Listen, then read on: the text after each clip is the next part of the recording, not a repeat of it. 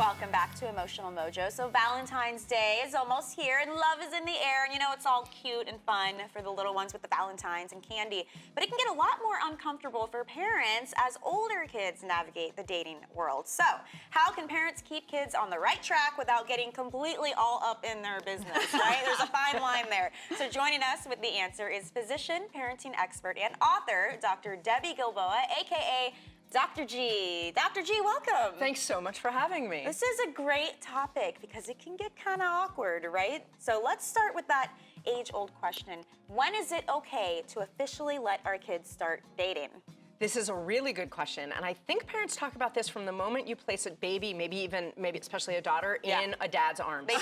That's like the big thing. That's the second it begins. And the question is, do you remember all the different definitions that we had for dating or going out or boyfriend and girlfriend? Going steady. Starts in kindergarten, right? You have little kids. Have they ever come home and said, I have a boyfriend, or somebody said, I'm their girlfriend? 3 years old. Yeah, right. Ava's my girlfriend. Right, and so the question for parents is not how old is it okay, it's what does that mean, sweetie? So that's a really good point. Once we get a definition from our kids about what dating means, which often in older elementary and middle school can mean talking about the relationship to my friends, but never actually looking that person in the eye or talking to them. It's like you check the box for yes and never talk again. Maybe in the little Chinese fortune teller things we used to make, right? Yes. And it's be like, oh, that's my boyfriend now. Yeah. Oh, really? What's his last name? No idea. Well, I want to say that's still a problem, by the way, for adults, but that's a whole nother Absolutely can be the case. Well, should the rules be different, though, for girls and for boys when we're talking about teenage years and actual dating? Because there is a stigma there for how girls are treated, I think, and how teenage boys are treated. I think the really important thing for parents to keep in mind is that we cannot tell our kids how to feel, but we can guide what they do. Okay. So if one of my sons, and I have 4 of them, comes home and tells me about somebody he likes or he loves or any of those things, I'm not going to get anywhere if I say, oh, no, you don't. Yeah, right. Yeah. Right? So how do you handle it then? Guide behavior. Say, what does that mean? But also ask, what do you do together? How do you treat that person? Yeah. It's not actually terrible for our kids to be starting to dip a toe in this water at an age where they still listen to us about some of their behaviors, because now maybe I get a little chance to guide my child in what does it mean to treat a woman respectfully? Take advantage of it while you can, while they will listen to you. Right, where we can actually engage them. So we're in like the technology age now. So kids are, instead of the check the box, I mean, we're texting and Facebook friending and, you know, messaging and all that kind of stuff. I mean, you could tweet someone and ask them out. How do you deal with that? Right, you could have actually never seen them. Right. My friend said, I should think you're cute. Do you want to be my boyfriend, girlfriend, But there's whatever. that joke about parents, whether they should be friends with their kids on Facebook. I mean, how much privacy do we let our children have? They are growing up, they're teenagers, they need a little bit of autonomy. But So, absolutely, but I think it's really important to keep the distinction. Kids think privacy is a right. Parents know privacy is earned. okay. So having your high schooler's password for their phone is appropriate. How much you use it is sometimes less important than them knowing that you're a part of their world. And then you have to be really specific. You guys do a fantastic job of telling parents, write things down.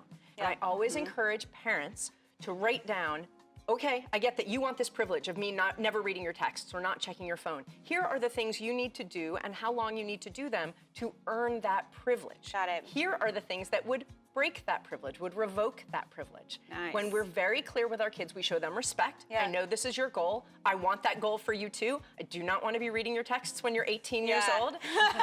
When you're paying your own cell phone bill, that'll be perfect. But I do need to know that you know how to treat people respectfully, that you require other people treat you respectfully, and that you are using technology as a force for good. Because you can't keep them in the dark from technology. I mean, you just can't do it. No, unless you're going to be Amish. You're going to be technology And I gotta say, be part if of your I world. knew my parents had the password to my phone, that might be enough for me to It's like if you have a security system in your home, they say that the most valuable piece of that is the sign in your yard. Yeah, exactly. Figure. We've been talking a lot today about just being able to communicate to somebody, you know, logically, like taking the emotion out so that they're not defensive. And I think this would be the same with kids, is if you start kind of threatening how they feel, they get defensive. But if you make it about behavior, it becomes very logical. And so then it's just earned. Yeah. It is. I think that's an Okay, important what if your point. kid is dating somebody who's just bad news? Do you give your opinion of who they're dating? to your kid? Do you tell them If you're desperate to drive them closer together, absolutely. Oh, man. But what do? You can't just sit back and do nothing. Because, so you focus on behavior. I really respect how your girlfriend says hello to me when she calls before she talks to you. Okay, that's a really dated answer. Nobody has a house phone. Sorry. I really like how your girlfriend talks to me when she comes over before you guys go hang out and do your homework in the dining room. Or I very much appreciate that your boyfriend showed up to your soccer match. That was great. Came out and supported you and watched that. Yeah, the focus on the positive. Right, but you focus on the behavior. It disturbs me that the words I hear your boyfriend using when he talks to you. Yeah. Okay. Yeah. So you're focusing on behavior, but not that terrible. He's a loser. Because Break up with him. if that, that huge piercing, then you just don't understand, and you close the door, and suddenly she or he can't listen to you. So you've got this series, this parenting series here. They're and you've tiny. got, they're great. They're like pamphlets. I can handle this. This They is are teach iPhone respect, sized. Yes. teach responsibility, and teach resilience. Is this something just the parents read, or do they read this with the kids? So this isn't a philosophy book. Inside each book are 50 activities that parents and kids can do together from ages 2 to 17 to build that character Love trait it. in really positive ways. Yeah. So a lot of parents tell me that they started off reading it, but when they would say to their kids, oh, we're gonna do this thing, they would get this, kind of backlash, like, oh, character lesson. So they would say, hey, I got this book, look through your age section and you pick one that we should do together. Then you can throw me under the bus. This doctor that I saw, or this parenting expert that I listened to suggested we try this. I wonder what, how it would go. Yeah. Probably this is too hard. You might not be able to do this. Oh my gosh, Love it. awesome. And quickly, the inevitable breakup, because it's gonna happen. It does. What is the thing you should not do or say when the breakup happens? Because your kid's in a very rough place at this time. You want to show empathy. There's Okay. no I told you so in a breakup. No. Okay. Partially because that breakup may be over tomorrow. So if you malign this kid, even though you're just taking your child's side, they then see it as if they get back together, they can't tell you or they can't talk to you, and now you hate them. So focus again on behavior and emotion. I am so sorry you're sad. I am frustrated you were treated that way. That was disrespectful. You didn't deserve that. I'm focused on you, my darling child. Thank you so much. If you guys want more info, head to askdrg.com and you can get that. You want to play yes, no with us? That would be great. All right, Thank we got you. time for one fun question here. Check this out. A realistic-looking statue of a man sleepwalking in his underwear near the center of Wesley College has created a stir among the women on campus. This is an all-women campus, by the way. More than 100 students there have signed a petition asking administrators to remove this statue. It's called the Sleepwalker. It's part of an art exhibit. What do you guys think? Some say it's just art, you guys. Others say this is scary, and it makes us think of sexual assault. It's scaring girls all over campus.